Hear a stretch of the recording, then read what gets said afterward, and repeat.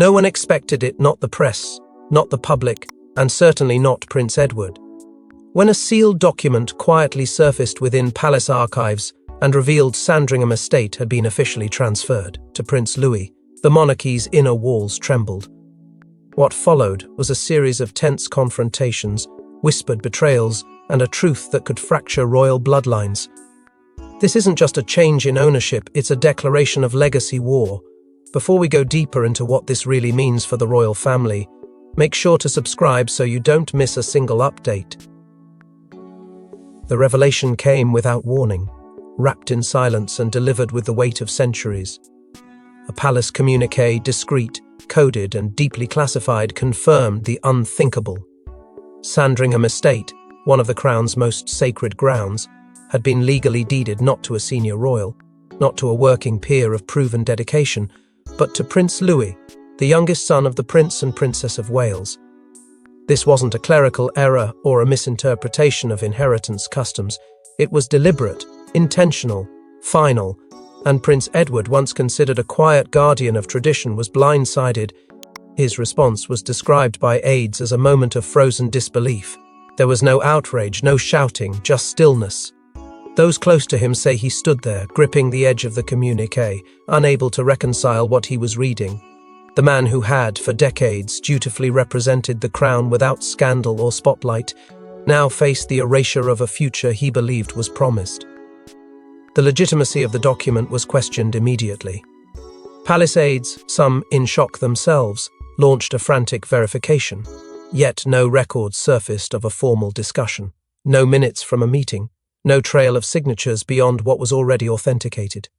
It was as if the decision had bypassed every known protocol, and that fact alone stoked deeper fears.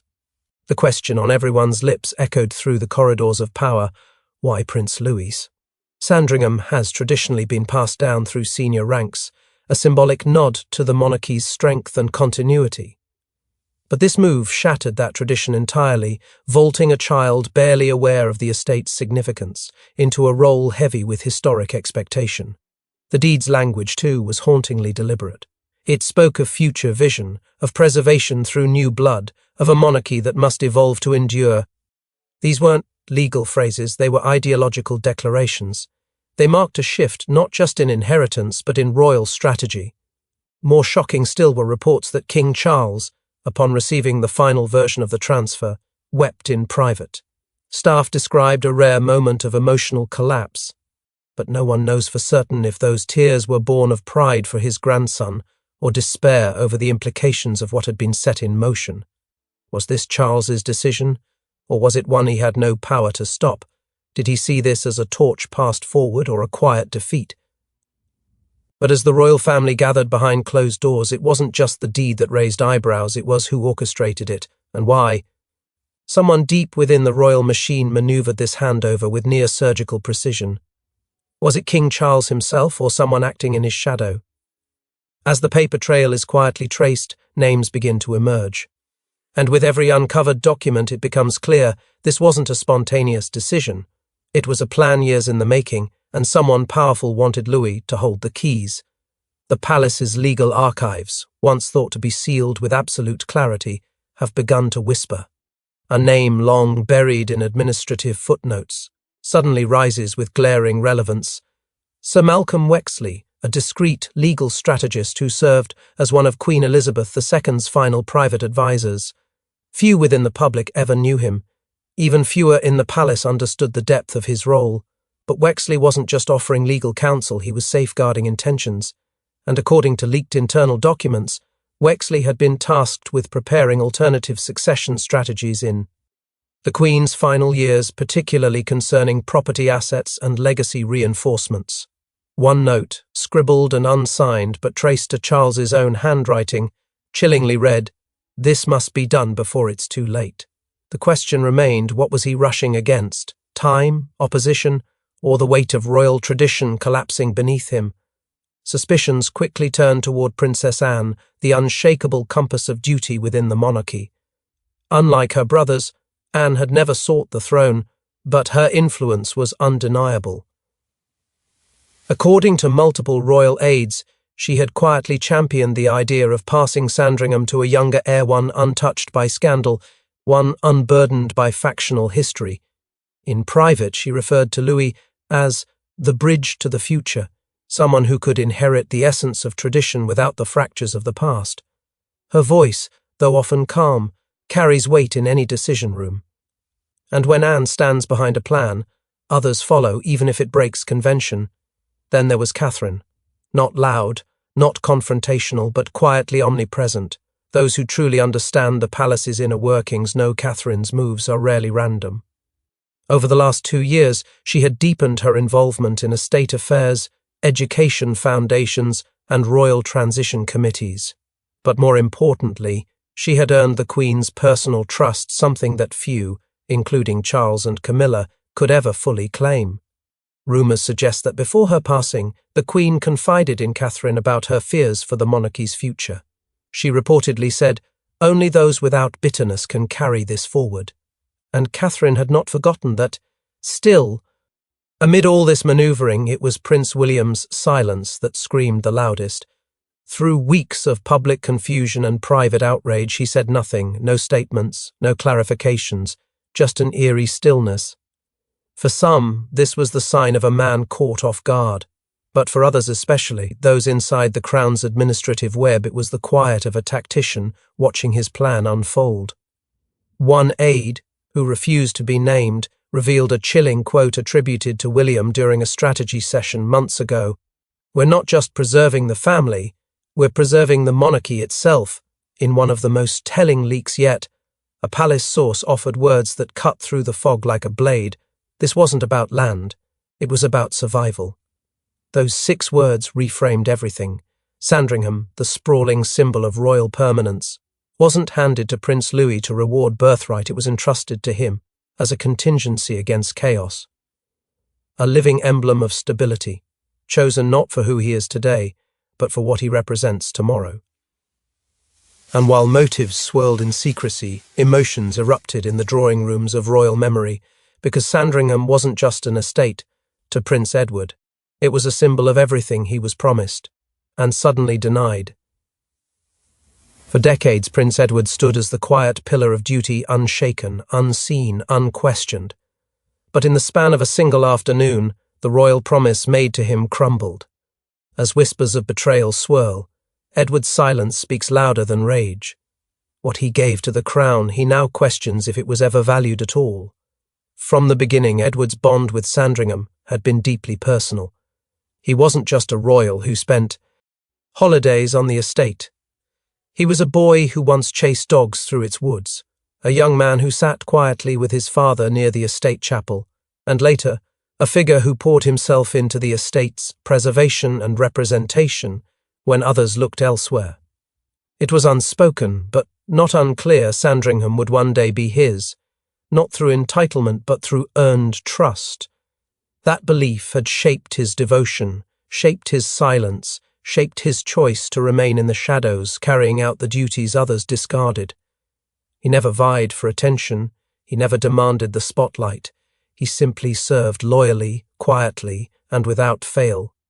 So when news broke that Sandringham had been deeded, without conversation or consultation, to Prince Louis, the air around Edward didn't erupt, it collapsed. Aides described a strange stillness when he was informed. He didn't speak. He didn't move. He simply stared, a man whose world had changed without warning, without explanation. There were no press statements, no carefully worded public diplomacy, only a quiet withdrawal. For days, Edward retreated from the public eye, cancelling appearances and meetings that had been on the calendar for months. A formal royal dinner, which he was expected to attend, went on without him. And inside those walls, his absence was louder than any confrontation. In private, it was Sophie who saw the weight of his silence. A close source recounts that one evening, in the stillness of their home, he finally spoke, not in anger, but in grief. "It was always supposed to be ours," he whispered, "not as a possession, not as a prize, but as a legacy, the continuation of something his mother had once hinted at in passing, Mom."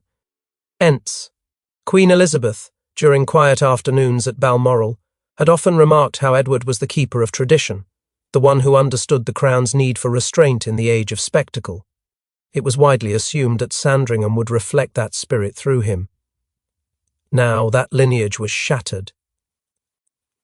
And then came the blow that cut deeper than silence Camilla's voice in the private royal corridors, suggesting that perhaps Edward's role should be reconsidered. Whether it was political strategy, personal rivalry, or sheer opportunism, no one knows for certain, but the timing felt cruel. For a man already stripped of what he believed was his final royal inheritance, to now face whispers of redundancy was too much. And yet, Edward did not push back.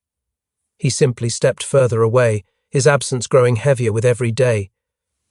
Inside the palace, some murmured that he was being quietly erased, written out of a chapter he helped hold together. Others feared this was the beginning of a deeper fracture, one that would divide the family not along titles or rank, but along loyalty and legacy. What began as a secret document had now become a crack in the very foundation of royal continuity, and Edward, the man who once anchored that continuity, was drifting into the margins. But while Edward mourned what was lost, one unlikely figure was quietly preparing for what was coming, a child unknowingly at the center of a dynasty's most daring shift. At just a tender age, Prince Louis has become the unexpected torchbearer of a future not yet written. But the decision to name him as the heir to Sandringham sends a cryptic message. The crown is placing its hopes not in tradition but in legacy reborn. Why him? And why now? Behind palace gates, Louis has never been just the youngest Cambridge. In quiet circles, he's already being spoken of as more than a child. He is a symbol, a calculated choice, a new vessel for a monarchy teetering between reinvention and collapse. To the public, he's charming, spirited, innocent. But inside the institution, his name has been whispered in meetings far above his understanding. As turmoil envelops the older generation, fractured trust, fading relevance, internal conflict, the crown has begun to look forward, not back. And in that search it found its hope in Louis. Catherine, always perceived as composed and restrained, has been anything but idle. While protecting Louis from the venom of public scrutiny and the quiet wars waged behind royal curtains, she has also been shaping something deeper. Whispers from those closest to her suggest she's been building a legacy around her son, not in loud declarations, but in silent strategic steps. Behind closed doors, she's reportedly been the key figure in aligning advisors, framing long-term succession conversations, and softly reminding the inner circle that fresh blood doesn't mean unproven hands, it means untarnished loyalty. If the monarchy is to survive the next century, it must do so through a generation untouched by scandal, grief, or betrayal. That is what Louis represents. Then there's King Charles. His actions over the past year, now re-examined through this lens, appear far less coincidental. He made numerous private visits to Sandringham with Louis by his side moments that were dismissed at the time as family bonding. But were they something more? Was Charles quietly preparing his grandson to inherit not just land but legacy? The possibility has begun to ripple through the palace halls. Did Charles see in Louis the chance to do something the institution has never done before, hand the flame to a future untouched by the present? What makes the theory even more compelling is the rumour of a conversation long buried, a whispered moment between Queen Elizabeth and Catherine in the final year of her life. According to a trusted former lady-in-waiting, the Queen once told Catherine, "It won't be William who carries the quiet strength. It will be the one least expected." Those words, vague at the time, now carry eerie weight. Was Louis chosen years ago, even before he could walk the grounds he would one day inherit? The whispers only grow louder, with talk of an heir-shadow plan, a royal strategy to assign key estates to specific heirs in order to quietly shift power before public proclamations catch up.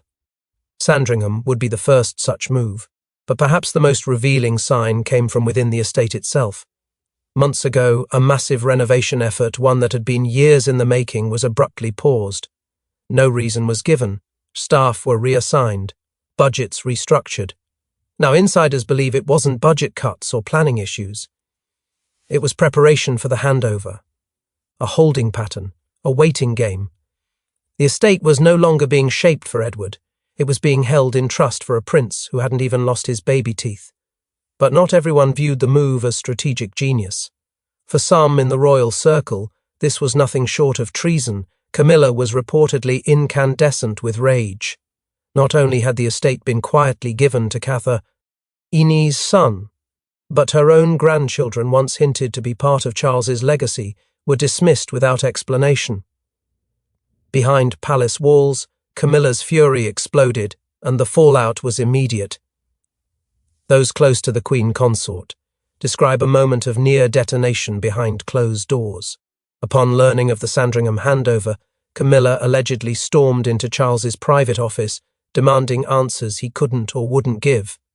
The confrontation, described by insiders as one of the most tense in recent royal memory, ended with Camila slamming the door behind her and vowing that this betrayal would not be forgotten.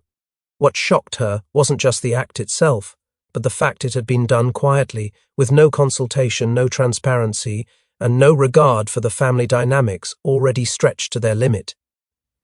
In her view, this wasn't a simple estate reassignment. It was a strategic coup, and the architect, she believed, was none other than Catherine. In Camilla's private circle, the word hijacking began to circulate like wildfire. To them, this was a methodical maneuver by Catherine to secure the future not just for her children, but exclusively for her children. Charles's grandchildren from Camilla's side had long remained in the shadows of royal protocol, never given titles, never included in succession discussions. But behind the scenes, Camila had hoped for a soft integration, a subtle acknowledgement of her family's place in the evolving monarchy. Sandringham being awarded to Louis shattered that hope entirely. It was, to her, the monarchy's way of saying, "Your line ends here." Almost immediately, the press began picking up on subtle cues. Leaked columns started questioning Catherine's growing presence in constitutional matters, her influence over Charles, and her increasingly central role in future planning meetings, once reserved for seasoned royals. Though nothing was confirmed, the tone shifted. Camilla's allies whispered to select correspondents that the monarchy was being manipulated from within, that the Queen Consort had been blindsided by a family she had helped hold together during Charles's early reign. The whispers grew into murmurs, and soon murmurs into suspicion. Rumours swirled that Camila had consulted legal experts on whether the transfer could be reversed. Official palace sources denied such a move, calling it completely unfounded. But palace insiders offered a different version. One aide revealed that Camila was exploring any available avenue to pause the process, driven less by legal confidence and more by personal humiliation. Her desperation was not hidden, nor was her isolation. Princess Anne and Duchess Sophie, both seasoned operators within the firm, reportedly distanced themselves from Camilla's protests. In fact, some suggest they had given quiet approval to the Sandringham transition, viewing it as a necessary reset for the crown. Their refusal to align with Camila only deepened her sense of betrayal. The Queen Consort, once seen as the linchpin of stability during turbulent years, now stood politically cornered. In a move that stunned royal watchers, Camila withdrew from 2 major state appearances within days of the revelation. While official statements cited schedule conflicts and personal matters, insiders knew better. These absences were a protest, a deliberate act of resistance against decisions made without her voice, against a future that now bore no mark of her bloodline. The cracks in the monarchy were no longer hidden, they were visible, widening, and tearing loyalties apart at the seams. Yet while conflict brewed inside the palace, a second storm gathered from the shadows, one tied to the Queen's final will and a sealed letter no one expected to ever see. In the royal vault lay a sealed letter marked only with the Queen's personal insignia. When it was finally opened by palace advisors, the words inside rewrote the future. Queen Elizabeth's final wishes regarding Sandringham were more precise and more shocking than anyone had imagined. And her choice? Unmistakable. The vault itself hadn't been opened in months. Nestled beneath a layer of royal security and tradition, it was only to be accessed under specific conditions, this being one of them. Present in the chamber that day were 4 figures: Princess Anne, Prince Edward, King Charles, and Prince William. Notably absent was Camila. Her exclusion was not addressed, but the silence surrounding it felt intentional. Within the velvet-lined drawer rested a letter, untouched, bearing the Queen's seal and hand addressed to the Crown's heirs. What followed was a reading that left the room in stunned, breathless quiet. The letter did not speak in riddles. It was direct, emotional, and deeply strategic. It introduced a concept previously unknown to the royal circle, a legacy circle. This was Elizabeth's vision for safeguarding the monarchy, not through bloodline alone, but through a curated blend of values, temperament, and symbolic strength. She had identified key figures to carry the institution forward in ways the public might not yet understand, and at the heart of that circle was Prince Louis. "He shall carry the seed of tradition into a new world," the Queen had written, a single sentence that would ignite a firestorm of questions, grief, and irreparable change. The letter named no one else for the estate, not Edward, not Anne, not even William. It was Louis, only Louis, who had been singled out as the intended steward of Sandringham. That absence, especially of Edward's name, cut deeper than the words themselves.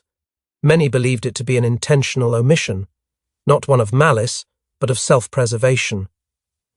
The Queen had once said privately that Edward does not need a title to prove his loyalty, but in this case, loyalty had not been rewarded. It had been quietly set aside. More telling still was the Queen's directive to Anne. The letter tasked her with ensuring the transition was guarded by loyalty, not ambition. A cryptic phrase, one that immediately drew glances across the room. Some took it as a blessing of Anne's reliability. Others saw it as a thinly veiled warning, possibly aimed at figures outside that chamber, perhaps even those who had already begun meddling with the shape of the future. Regardless of interpretation, one truth was certain: the Queen had left behind a map, not to maintain the monarchy as it was, but to redefine it for what it must become. Edward, ever the composed one, did not speak. Witnesses say that, as the final L, Inez of the letter were read aloud, his expression crumbled, not in anger, but in quiet devastation. The man who had never asked for recognition, who had built his royal life around silent service, now stood publicly bypassed by the very monarch he had served without complaint.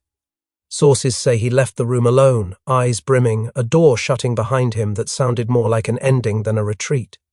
The Queen had hoped, perhaps, to heal fractures before they widened, but her words, written in the privacy of duty and foresight, had done the opposite. Instead of clarity, they sparked suspicion. Instead of peace, they stirred uncertainty. And in the wake of the vault's opening, the spotlight shifted, burning brighter on one man whose silence now felt strategic, and a secret meeting he tried to bury. Long before the transfer, Prince William held a quiet meeting at Sandringham. No aides, no press, no paper trail. What happened behind those doors may hold the answers to this royal upheaval. And now that day is coming back to haunt him. It was 6 months before the bombshell announcement shook the monarchy, when an unpublicized gathering took place at the heart of the estate that would become ground zero for one of the most controversial moves in royal history. The list of those in attendance remains unofficial, but palace insiders confirm the presence of a trusted legal advisor, a senior estate manager, and 2 unnamed operatives known for their work on strategic royal transitions. The timing of the meeting, as well as its discreet nature, has sparked serious questions not just about transparency, but about power. More alarming, however, is that King Charles was reportedly left out of the loop entirely until several weeks after the gathering had concluded. For a monarch, that's not just irregular, it's insubordination cloaked in velvet. Those closest to the situation describe William not as a bystander, but as the architect.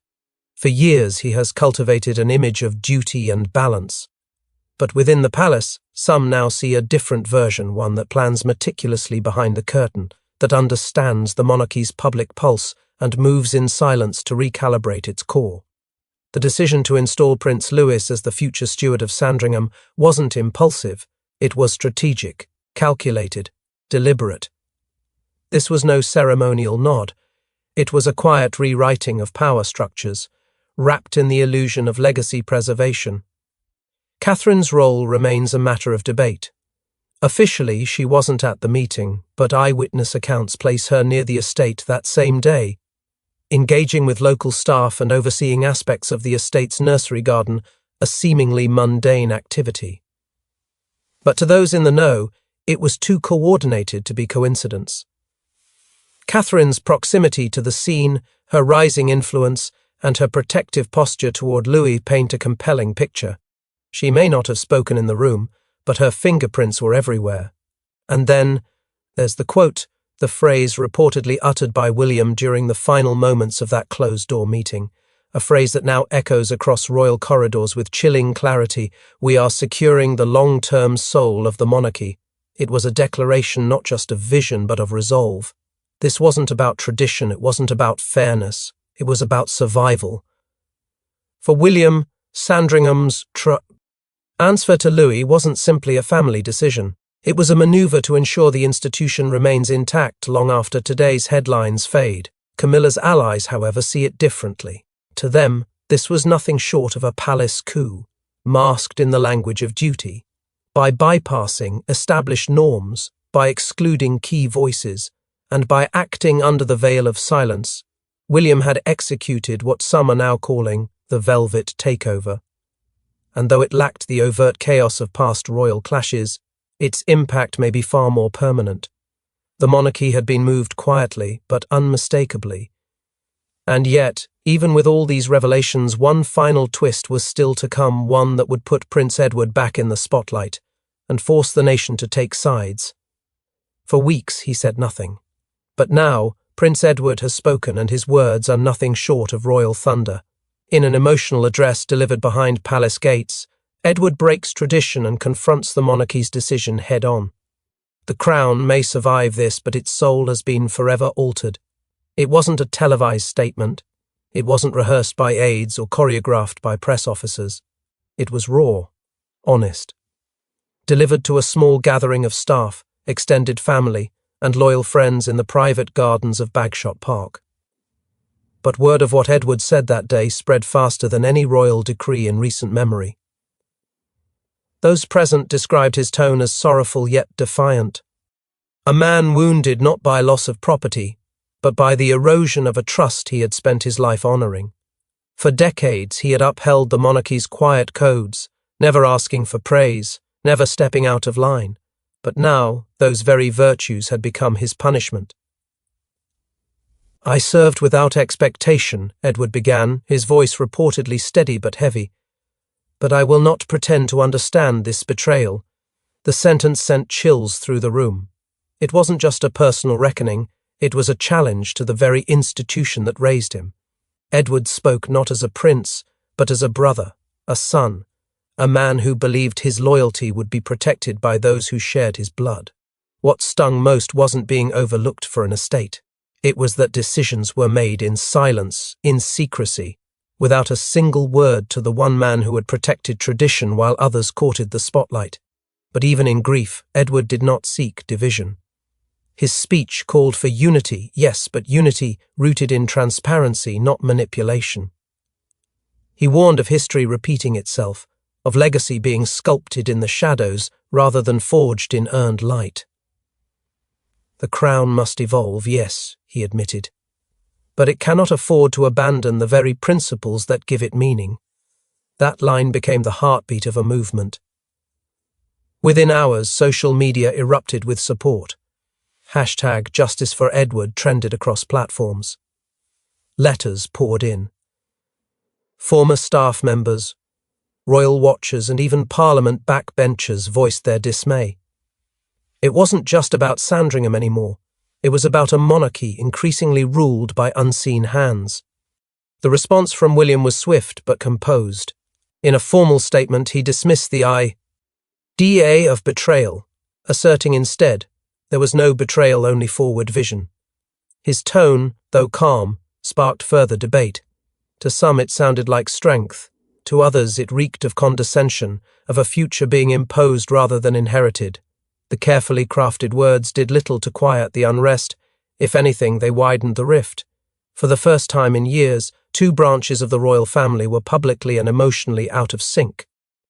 Inside the palace, crisis mode ignited. Damage control teams scrambled to steer headlines, redirect narratives, and brace for fallout that no one fully understood yet. Whispers of emergency meetings, private apologies, and frantic calls between siblings hinted at a family spiraling into uncharted waters. This wasn't scandal, it was schism. And unlike past fractures, this one couldn't be dismissed as tabloid fiction or youthful rebellion. This was generational, foundational. But just as the storm threatens to consume the royal image, one last unexpected move reshapes the game entirely, and it comes from the youngest heir himself. He didn't choose this role, but fate placed it in his small hands.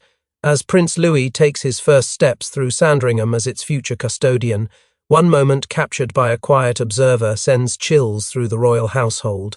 It's not what he said, it's what he did. And the message couldn't be clearer. The next chapter begins now. It was an afternoon without fanfare. No reporters, no formal procession, no grand display. And yet, within the stillness of the estate, something profound unfolded. As the royal family quietly gathered on the grounds, each bearing the weight of recent revelations, Prince Louis wandered toward an open patch of earth, paused, and with childlike innocence began planting a small sapling. There was no ceremony, no instruction, just instinct. But for those watching, the act was unmistakably powerful. It echoed something deeply familiar, a forgotten memory from decades earlier, when a young Elizabeth, then a princess, had done the same on the very same land. This was no coincidence. It was history speaking through a child. From a distance, Catherine stood in silence, eyes fixed on her son, her face etched with pride and emotion. Some say the tree planting was her idea, a subtle, deliberate gesture to bring healing through symbolism, to anchor the estate's future, not in conflict but in continuity. Moments later, Prince Edward appeared unannounced, quiet. He stood beside the small gathering, offering no speech, no protest, just a nod, a gesture of peace, of acceptance. The fracture hadn't disappeared, but something in the air had shifted. The crown, though wounded, had not shattered. Not yet. In that single moment, rooted in grief, hope and legacy, the past, present and future collided beneath a young boy's hands. The monarchy, still shaken by the storm it had barely survived, began to steady itself. But this was not the end. It was a fragile calm, a brief breath between tempests, because in the royal family, peace is always fleeting, and the next storm is never far away. Thanks for watching. Please don't forget to like and subscribe, and we will see you in next one.